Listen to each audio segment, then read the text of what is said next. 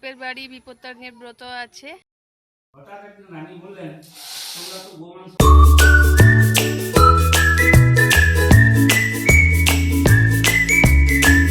কোনো এক সময় ঘড়ির কাঁটাটা এমনভাবে চলে যেন মনে হয় ঘোড়া ছুটছে। সকাল থেকে উঠেছি আমি, সকাল মানে খুব ভোরবেলায় উঠেছি। বাড়ির সমস্ত কাজ আমি অফ ক্যামেরায় করে নিয়েছি, আর তারপরে রান্না বান্নার দিকে যাব। জামা কাপড়টা এখনও গোছানো হয়নি, কিছু জামা কাপড় কাচতেও হবে। বিছানাটা কিন্তু গুছিয়ে নিয়েছি, জলের বোতলও আমার ভরা হয়ে গেছে। যে সমস্ত কাজগুলো করে থাকি তার অনেকটাই কিন্তু আমি করে উঠেছি আজকে। একটুখানি টিফিন বানাবো, সেই জন্য এখানে আটা নিয়ে নিয়েছি। আটাটা মেখে ভাবছি একটুখানি আজকে পরোটা বানাবো। একটা জায়গা যাওয়ার আছে, ভিডিও শুরুতে তোমরা সবাই দেখতে পেলে কোন জায়গা সেটা। তোমাদের সাথে সব কিছুই শেয়ার করব যেটা আমি সারাদিন করলাম। নমস্কার বন্ধুরা, আমি ঝুমা, তোমরা দেখছো ক্রিয়েশন অফ ঝুমা চ্যানেলে তোমাদের সবাইকে স্বাগত জানিয়ে আবারও একটা নতুন ভিডিও নিয়ে চলে এসেছি। আশা করছি যে যেখান থেকে আমার এই ভিডিওটা দেখছো তোমরা সবাই খুব ভালো আছো। আমিও কিন্তু খুবই ভালো আছি। আজকে আমার একটা জায়গা যাওয়ার আছে, সেটা হলো মাকে ছাড়া দ্বিতীয়বার আমার বাপের বাড়ি। আস্তে আস্তে স্বাভাবিক জীবনে আমরা সবাই ফিরে আসছি, তবে মা যে চলে গেছেন সেই জিনিসটা কিন্তু আমরা ভুলতেই পারছি না এখনো। যাই হোক, সেই সব কথাতে পরে আসছি। টিফিনটা বানিয়ে ছেলে গেল কলেজে, ওকে কলেজে পাঠিয়ে দিলাম, আর তারপরে রান্নাটা সেরে নিচ্ছি। 12:30 একটার মধ্যেই ছেলে আবার ফিরে আসবে, এসে বাড়িতে ভাত খাবে, আর আমার কর্তামশাইও ভাত খেয়েই বেরোবে। কারণ বাপের বাড়িতে আমি বিপত্তারিণী পুজোর ব্রত করি, প্রত্যেকবারের মতো এবারও তাই ঠিক করেছি, বাপের বাড়িতেই করব। যে কোনো ওকেশন হলে আমার মা বারবার ফোন করতো। আজ বিপত্তারিণী পুজোর সকালটাও কিন্তু খুব খারাপ লাগছে। এই জন্য খারাপ লাগছে, মা বারবার করে বলতো কখন আসছিস, তাড়াতাড়ি চলে আসবি, বেশি দেরি করিস না, এখানেই রান্না হবে, এখানেই যেন জামাই খায়। তো সেই সব জিনিস আমার কাকিমাও করেছে, আজকে ফোন করেছিল, কাকা কাকিমা দুজনেই ফোন করেছিল, খেতেও বলেছে ওখানে। কিন্তু আমি যখন দেখলাম যে আমাকে তো রান্না করতেই হচ্ছে এখানে, তো তাই আমি রান্না করে বেরোলাম। আজকে আমি উপোস আছি। কর্তামশাই খেয়ে নিয়েছে, আর সাথে ছেলে এসে বাড়িতে খাবে।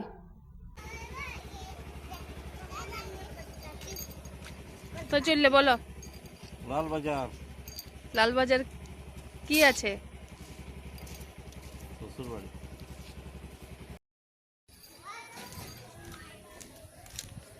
আমরা যাচ্ছি এখন লালবাজার, বাপের বাড়ি বিপত্তারিণীর ব্রত আছে।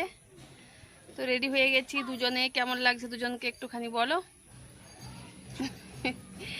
দুজনেই রেডি হয়ে গেছি। আর আজকে আমি এই যে এই কুর্তিটা পরেছি, কেমন লাগছে চলো যাই। এখন তো বর্ষাকাল, চারিদিকে মাঠে ধান পোতা চলছে, তো দেখতে খুবই ভালো লাগে এই ধান পোতা। রোডের দুপাশে কিন্তু এই কাজ চলছে। সকাল থেকে সন্ধে পর্যন্ত চাষিরা মাঠে এই ধান পোতার কাজ করে। সন্ধেবেলায় বাড়ি ফিরে নিজেদের বাড়িতে একটুখানি আরাম করে সকালবেলা থেকে শুরু হয়ে যায় তাদের আবার সেই কাজ। কতটা পরিশ্রম করে একটা চাষি, তারপরে আমরা সেই ফসল খেতে পাই।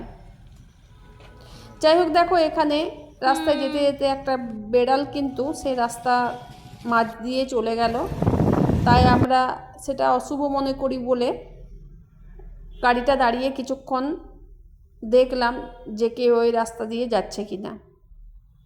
তারপর মানুষজন ওই রাস্তা দিয়ে যাওয়া আসা করলো, তারপর আমরা গাড়িটা নিয়ে এগোলাম। কিছু কিছু এমন জিনিস আছে যেগুলোকে মানতে হয়, আর না মানলেই কিন্তু একটা অশুভ ব্যাপার হয়ে যায়। তাই সেটা মেনেই আমরা আবার এগিয়ে গেলাম। সবুজ প্রকৃতির দৃশ্য দেখতে দেখতে আমরা কিন্তু এগিয়ে যাচ্ছি। সত্যি কথা বলতে কি, আজকে আমার বাপের বাড়ি যাওয়ার এক ফোঁটাও ইচ্ছে ছিল না। আমার কর্তামশাই বারবার বলছেন যে আগে যেরকম তুমি বাপের বাড়ি যাওয়ার জন্য উৎসাহিত থাকতে, এখন কিন্তু সেটার এক অংশও নেই। একরকম জোর করে নিয়ে আসা আমাকে। তো আমার চোখ মুখ দেখেই বুঝতে পেরেছো সেটা। দেখতে দেখতে চলে এসেছি সেই গ্রাম যেখানে আমি বড় হয়েছি, যেখানে আমি পড়েছি।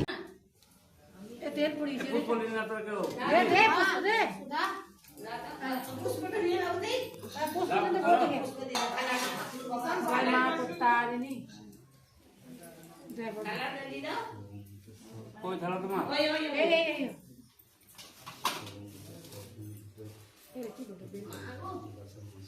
ইয়ে কর বুঝলা পুষ্প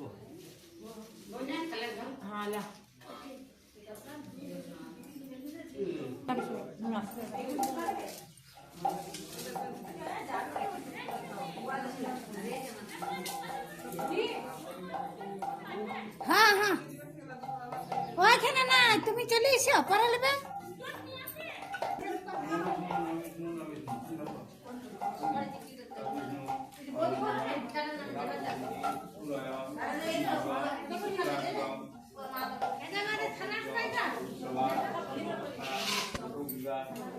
এই আমার ডাল সুন্দর থাল কোনটা মোটা আমাদের ওইটা, হ্যাঁ ওইটা সবাই খেতে হবে নাকি?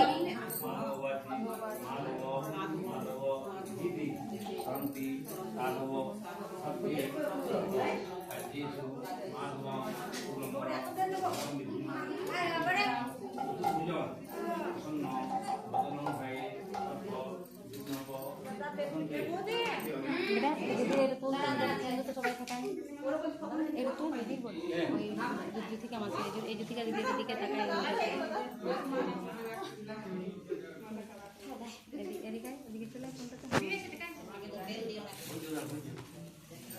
আজ বিপত্তারিণী পুজো।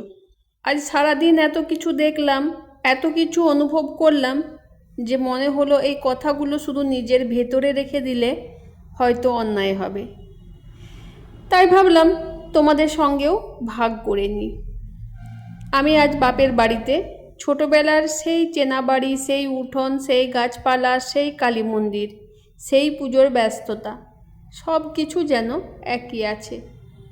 শুধু সময়টা বদলে গেছে, আর সময়ের সঙ্গে সঙ্গে বদলে গেছে আমাদের জীবনও। ছোটবেলায় এসব নিয়ে কোনোদিন ভাবিনি।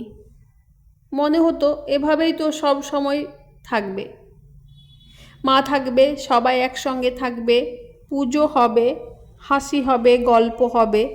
তখন বুঝিনি জীবনের সবচেয়ে সুন্দর সময়গুলো আমরা বুঝে ওঠার আগেই স্মৃতি হয়ে যায়। আজ যখন মন্দিরে দাঁড়িয়েছিলাম, তখন বারবার শুধু মায়ের কথাই মনে পড়ছিল। এই দিনগুলোতে মা কত ব্যস্ত থাকতো, নিজের কথা ভাবার সময় ছিল না। আমাদের জন্য কি রান্না হবে, কে কি পরবে, পুজোয় কি কি লাগবে, সব কিছু নিয়ে ব্যস্ত থাকতো। আমরা তখন শুধু আনন্দটাই দেখতাম, মায়ের পরিশ্রমটা দেখতাম না। আজ মা নেই, এই কথাটা বলতে এখনো বুকের ভেতরটা কেমন যেন হয়ে যাচ্ছে। মা না থাকলে পৃথিবীটা থেমে যায় না, জীবনও থেমে থাকে না, কিন্তু জীবনের একটা অংশ চিরদিনের জন্য ফাঁকা হয়ে যায়। সেই শূন্যতা কাউকে বোঝানো যায় না। বাইরে থেকে সবাই তোমাকে হাসতে দেখে, কিন্তু ভেতরে কতটা অভাব নিয়ে বেঁচে আছো সেটা খুব কম মানুষই বুঝতে পারে। তবে আজ একটা জিনিস খুব গভীরভাবে অনুভব করলাম, জীবনে সব হারিয়ে যায় না। ঈশ্বর অনেক সময় এমন কিছু মানুষকে আমাদের জীবনে রেখে দেন, যাদের মাধ্যমে আমরা আবার ভালোবাসার স্পর্শ পাই। আমাদের কাকিমা ঠিক তেমনই একজন মানুষ। ভাগ্যবশত তোমাদেরকে আমি তার সাথে পরিচয় করাতে পারলাম না। তিনি শুধু আমার জন্য নন, আমাদের সব বোনের জন্য একই রকম ভাবেন।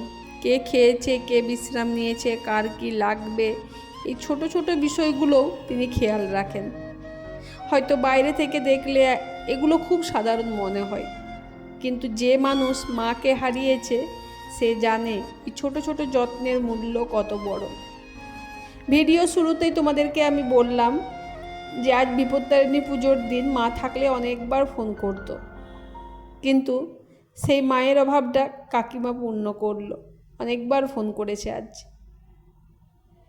আমি এটা কখনোই বলবো না যে কাকিমা আমার মায়ের জায়গা নিয়েছেন, কারণ মায়ের জায়গা পৃথিবীতে কেউ নিতে পারে না। কিন্তু এটুকু নিশ্চয়ই বলতে পারি, তিনি এমনভাবে আমাদের আগলে রাখেন যে অনেক সময় মনে হয় ভালোবাসা এখনো পৃথিবী থেকে হারিয়ে যায়নি। সব ভালোবাসা মুখে প্রকাশ করা যায় না। কিছু ভালোবাসা রান্না করে খাইয়ে দেওয়ার মধ্যে থাকে, কিছু ভালোবাসা জোর করে আরও একবার ভাত তুলে দেওয়ার মধ্যে থাকে, কিছু ভালোবাসা শুধু এই প্রশ্নের মধ্যে থাকে, খেয়েছিস তো? আমরা অনেক সময় এসবকে খুব সাধারণ ভাবি, কিন্তু বিশ্বাস করো একদিন এই সাধারণ মুহূর্তগুলোর জন্যই সবচেয়ে বেশি মন কাঁদবে। তোমাদের মা বাবা যদি এখনও তোমাদের পাশে থাকে, তাদের সময় দিও, তাদের কথা শোনো, তাদের সঙ্গে বসে গল্প করো। আর যদি তারা আর পৃথিবীতে না থাকে, তাহলে তাদের শেখানো ভালোবাসার সত্যতা আর মূল্যবোধকে বাঁচিয়ে রেখো। কারণ মানুষ একদিন চলে যায়, কিন্তু তার শেখানো শিক্ষা থেকে যায়। আজ বিপত্তারিণী মায়ের কাছে আমার একটাই প্রার্থনা, যেসব মানুষ অন্যের মুখে হাসি ফোটায় নিজের কথা না ভেবে অন্যের জন্য ভাবতে জানে, যাদের হৃদয়ে এখনও মমতা বেঁচে আছে, মা যেন তাদের সুস্থ রাখেন, ভালো রাখেন, দীর্ঘায়ু দেন। আর আমার মায়ের জন্য, মা তুমি যেখানে আছো ভালো থেকো, তোমার কথা আজও প্রতিদিন মনে পড়ে। সবাইকে বিপত্তারিণী পুজোর আন্তরিক শুভেচ্ছা। ভালো থেকো, সুস্থ থেকো সবাই।